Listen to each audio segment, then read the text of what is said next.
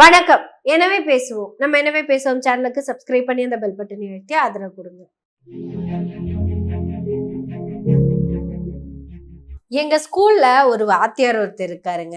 யாராவது 2 பேரும் சண்டை போட்டுக்கிட்டாங்கன்னா, டேய் அவன் கையை நீ புடி, அவன் கையை நீ புடி அப்படின்ட்டு மாத்தி மாத்தி 2 பேர்த்து பேரை சொல்லிக்கோங்க அப்படின்னு சேர்த்து வச்சிருவாருங்க. பசங்களும் வேண்டா வெறுப்பாவோ இல்ல வேணுங்கிற வெறுப்பாவோ சேர்ந்து போயிருவாங்க. அது படிக்கிற பசங்களுக்கு சரி, அங்க படிப்பை மட்டும்தான் பார்க்கணும், அதை தாண்டி வேற எதுவும் பார்க்கறதுக்கு இல்ல. பக்கத்து வீட்டுக்காரங்களுக்கும் பிரச்சனை நடந்துச்சுன்னா தீர்ப்பு தானே கொடுக்கணும். கையை குலுக்கிட்டு போங்கன்னு சொல்ல முடியுமா? ஆனா பாருங்க, நம்ம இந்தியால இருக்கிற நீதிமன்றங்கள், நம்ம தமிழக அரசு போய் ஒரு கம்ப்ளைண்ட கொடுக்குறாங்க. எங்கிருந்தோ வேலைக்கு வந்த ஒரு பையன் வேலை செய்ய மாட்டேங்கிறாருங்க, என்னன்னு ஒரு வார்த்தை கேளுங்கன்னு சொல்லியிருக்கிறாங்க. இது வரைக்கும் நாங்க சம்பளத்தை நிப்பாட்டினது இல்ல, மெயின்டெனன்ஸ் காசை நிப்பாட்டினது இல்ல, டிஏடிஏ நிப்பாட்டினது இல்ல, சோத்து காசை நிப்பாட்டினது இல்ல, எல்லா காசும் டானு கைக்கு போயிடுது. ஆனா வேலை மட்டும் செய்ய மாட்டேங்கிறாருங்க. அதுவும் எந்த வேலையை நினைக்கிறீங்க? நாங்க எந்த வேலையை செய்யணும்னு சொல்லி தமிழக மக்கள்லாம் சேர்ந்து எங்களை தேர்ந்தெடுத்தாங்களோ அந்த தமிழக மக்கள் தர காசை இவங்க கரெக்டா வாங்கிக்கிறாங்க. ஆனா வேலை மட்டும் சரியா பார்க்க மாட்டேங்கிறாருங்க, என்னன்னு மட்டும் கேளுங்கன்னு சொல்லி இருக்கிறாங்க. அப்ப நீதிமன்றத்துல என்ன சொல்லணும்? உனக்கு இஷ்டம் இருந்தா வேலையை பாரு, உனக்கு இஷ்டம் இருக்கோ இல்லையோ வேலையை பார்த்தாகணும் அப்படின்னு சொல்லி இருக்கணுமா? அப்படின்னு தான் சட்ட புத்தகம் சொல்லுதுன்னு சொல்லி இருந்திருக்கலாம். அதை விட்டு போட்டு நீங்க 2 பேரும் ஓரமா போய் உட்காந்துட்டு அவங்க அவன் பிடிக்கட்டும், அவங்க நீ பிடி, 2 பேரும் பொறுமையா பேசி நிதானம் போயிட்டு என்கிட்ட வாங்கன்னு சொல்லி இருக்கிறாங்க. பேசி சொல்லி கொடுத்து புத்தி சொல்லி சட்டத்தின்படி என்னதான் செஞ்சாலும் ஒழுங்கா வேலை பார்க்கறது இல்லையே, அதுதானே பிரச்சனைங்க. அத சொன்னா நீதிமன்றம் திருப்பி சரமாரியா கேள்வி கேக்குது. யார? ஆளுநரை. சட்டமன்றம் கொடுத்ததுக்கே இன்னும் பதில் சொல்லல. நீதிமன்றம் கேட்டா சொல்லிருவா போறாரு அப்படின்னு நினைச்சவங்க பதில சொல்லியிருக்காரு. என்ன பதிலுன்னு தெரியுமா? ஐயா, நான் வேலை செய்யறது தமிழ்நாட்டுலதான், திங்கிற சோறு தமிழ்நாட்டுல இருந்துதான், என்ற குவார்டர்ஸும் இங்கதான் இருக்குது. ஆனா என்ன வேலைக்கு அமைச்சாருங்க பாத்தீங்களா, அவைய சொல்படிதாங்க நான் நடக்கணும். அப்ப நீதிமன்றம் என்ன சொல்லி இருக்கணும்? அப்படியாப்பா, நீ சம்பளம் எல்லாம் நீங்க இருந்து வாங்க வேணாம், அவைகிட்டே நீ வேலைக்கு சேர்ந்துக்கன்னு சொல்லி இருந்துக்கணுமா? அவ என்ன சொல்றாங்கன்னா, இந்த யூஜிசியோடதும் தமிழ்நாட்டோடதும் ஏதோ மேட்ச் ஆகலையாமா. சரி, எதுக்கு மேட்ச் ஆகணும்? இல்ல கேக்குறேன், எதுக்கு தான் மேட்ச் ஆகணும்? எது பெஸ்டா இருக்கோ அது கூட மேட்ச் பண்ணிக்கலாம். உங்க யூஜிசி இந்தியாவிலே எது பெஸ்ட்ன்னு சொல்லுங்க, யாரு வேணாம்னு சொல்ல போறா? தமிழ்நாட்டுல ஒவ்வொரு யூனிவர்சிட்டியும் அப்படி கலக்கிக்கிட்டு இருக்குது. பாத்தீங்கன்னா மெட்ராஸ்ல இருக்கிற ஐஐடிங்கிறது உலகம் முழுக்க ஃபேமஸுங்க. ஒரு 2-3 வருஷத்துக்கு முன்னாடி வரைக்கும். அப்புறம் நீங்க என்ன சொன்னீங்க? எங்க ஆளுங்களை தான் நாங்க அங்க போடுவோம் அப்படின்னு சொன்னீங்களா? ஐஐடிங்கிறது ஒரு இன்ஜினியர் கோர்ஸ் பண்றது. அதுல இருந்து வர டெக்னாலஜியில் சிறந்த வல்லுநர்களை எல்லாம் உலகம் முழுக்க நம்ம அனுப்ப முடியும். அப்படி வெளிநாடுகளுக்கு போக இருக்கிற அவங்க கிட்ட போய் மாட்டுக்கு பின்னாடி வர அந்த தண்ணி தான் அருமருந்து, கோமியம், அதுதான் எல்லாமே அப்படின்னு சொன்னீங்கன்னா வாதியாருக்கே அந்த அளவுக்கு தான் புத்தின்னா பசங்க எப்படிங்க ஒடிப்பாங்க? ஆளுநருங்க, எங்க ஊரு பெஸ்டா தான் இருக்குது. இந்த பெஸ்ட் கிட்ட நீங்க வந்து சேர்ந்தாதான் நீங்க பெஸ்ட் ஆக முடியும். அதெல்லாம் விட்டு போட்டு எங்க பசங்களையெல்லாம் போய் மூத்திரத்தை குடிக்க சொன்னா விளங்குமா என்ன? ஒரே ஒரு விஷயம் மட்டும் உங்களுக்கு புரியறதுக்காக சொல்றேனுங்க. தமிழ்நாட்டுல இருக்கிற இந்த எச் ராஜாவோ, ரங்கராஜ் பாண்டேவோ, அர்ஜுன் சம்பத்தோ, ஏன் அண்ணாமலை அண்ணனாவது யாராவது ஒருத்தங்க கோமியத்தை ஒரே ஒரு தடவை குடிச்சு காமிக்க சொல்லிருங்களேன். நாங்கெல்லாம் கேக்குறோங்கிற. குடிக்க மாட்டாங்கல்ல. ஏன் குடிக்க மாட்டாங்க? எல்லாம் தமிழ்நாட்டுல படிச்சவங்க. தமிழ்நாட்டுல சாதாரண காலேஜுகள்ல படிக்கிறவங்களே குடிக்க மாட்டாங்க. ஆனா இதை குடிக்க சொல்லி ஐஐடி டைரக்டர் சொல்றாரு. அந்த லட்சணத்துலதான் உங்களோட கல்வித்துறையே இருக்குது. ஆட தமிழ்நாட்டுக்காரங்க வேற மாதிரிங்க. நாங்க நல்லா படிச்சு அறிவியலோட சமமா போகணும் அப்படின்னு நினைக்கிறவங்க.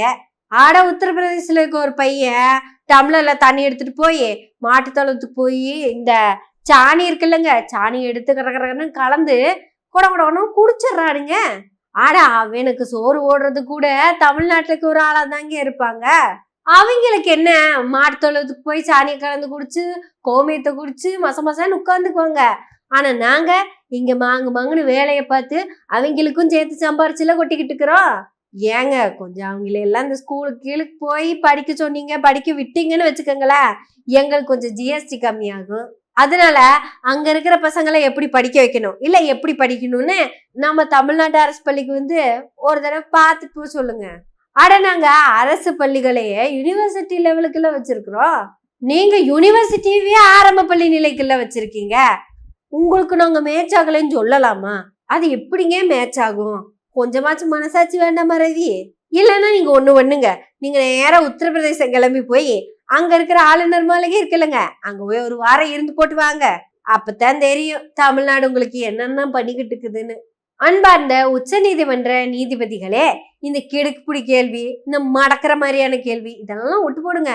தமிழ்நாடு சட்டமன்றத்துல நிறைவேற்றிட்டு இருக்கிற ஒவ்வொரு சட்டங்களும் தமிழ்நாடு மக்களோட நல்லதுக்காக தான். பீகார்ல இருந்து போன உனக்கு மொழினா என்னன்னு தெரியாது, மாநிலம்னா என்ன தெரியாது, சுயமரியாதைனா என்ன தெரியாது, மக்களோட நன்மைனா என்னன்னு தெரியாது. போனோமா, சம்பளத்தை வாங்கினோமா, 3 நேரம் சாப்பிட்டோமா, அந்த மாளிகையில என்ஜாய் பண்ணோமா, வேலை முடிச்சு போட்டு மறுபடியும் ஊருக்கு வந்து சேர்ந்தோமா அப்படின்னு மட்டும் இரு அப்படின்னு கொஞ்சம் புத்தி சொல்லி அனுப்புனீங்கன்னா பரவாயில்ல. கையெழுத்து போடுறது மட்டும்தான் வேலையே. அந்த வேலையை செய்யாம இருந்தா அப்புறம் எதுக்குங்க சம்பளம்?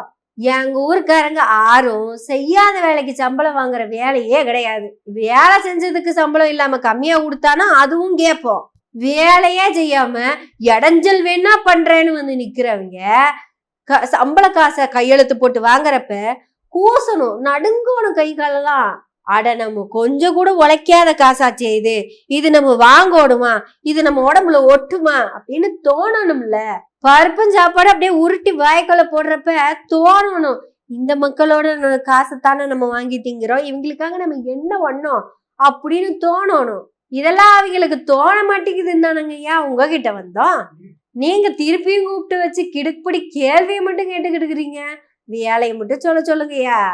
அட மெட்ராஸ்ல இருக்க உயர் நீதிமன்றங்க, இந்த சீமான் அப்படின்னு ஒரு சில்லற பையன் ஒருத்தர் இருக்காங்க தமிழ்நாட்டுல தான்.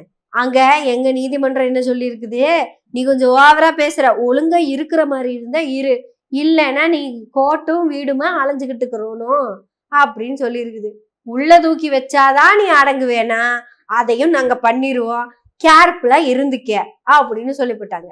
ஆனா அந்த பையன் இருக்கான்லங்க, அவன் வெளியே வந்து பேசுறது மட்டும் கேட்டீங்கன்னு வைங்களேன், உலகத்திலேயே ஏமால மட்டும்தான் ஒரே நாள்ல 100 வழக்குகள் ஒரே நாள்ல வாங்கின அபூர்வ சிகாமணி நேர்ந்தே.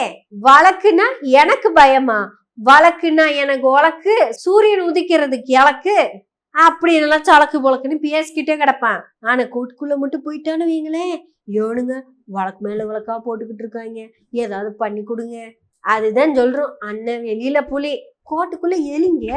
அதனால தாங்க சொல்றோம், கொஞ்சம் ஸ்ட்ரிக்டா இருந்தீங்கன்னா பரவாயில்ல. ஏன்னா யாரை கேட்டாலும் மக்களுக்கான ஆட்சி, மக்களாட்சி, மக்களுக்காக தான் நாங்க வாழறோம் அப்படின்னு சொல்றீங்க. இந்த ஹெல்மெட் போடாதவங்க மேல எல்லாம் கேஸ் போடணும்னு சொல்லியிருக்கீங்க. இந்த அமெரிக்கால இருக்கிற இந்த சிஐஏ NRCனால அங்கிருந்து விலங்கு போட்டு அனுப்பப்பட்ட இந்த குஜராத்திகள்லாம் நிறைய பேர் வந்துட்டு இருக்காங்க. அவங்க கிட்ட கொஞ்சம் மனுஷத்தன்மையோட நடந்துக்கிறதுக்கு கொஞ்சம் ஏற்பாடு பண்ண சொல்லுங்க. கொலம்பியால ஒரு பிரதமர் இருக்காருங்க, ஆனா குட்டியூண்டு நாடுங்க, அவர் ஆறு என்னன்னு யாருக்கும் தெரியாது. ஆட அவரு குரல் கொடுத்திருக்காருங்க, இந்த மாதிரி வேலையெல்லாம் பார்க்காதீங்கன்னு. இந்தியாங்க கூடிய சீக்கிரம் வல்லரசு நாடு, பாத்துக்கங்க. இதுதான் நிலைமை. அதனாலதான் சொல்றேன், நீதிமன்றங்கிறது தான் ஒவ்வொரு மக்களுக்கும் இருக்கிற கடைசி நம்பிக்கை. நீங்களே இந்த நம்பிக்கையை உடைச்சிட்டீங்கன்னு வச்சுக்கோங்களேன், எங்களுக்கெல்லாம் கஷ்டம்தான். தயவுசெய்து அந்த ஆளுநர்கிட்ட சொல்லுங்க, ஒழுங்கா வேலையை பாருப்பா, சைன் போடுறது மட்டும்தானே வேலை அப்படின்னு சொல்லி அனுப்புங்க. நீங்க இப்படி எல்லாம் பேசுனீங்கன்னா எங்களுக்கு பேச வேண்டிய வேலைன்னு பெருசா இருக்காது. நாம நம்ம மக்களாட்சி தத்துவத்தின் படி பேசுவோம். எனவே பேசுவோம் நாள்தோறும். உங்களுடைய ஆதரவுகளை நன்றிகளோடு எதிர்பார்த்து கொண்டிருக்கிறோம். நன்றி, வணக்கம்.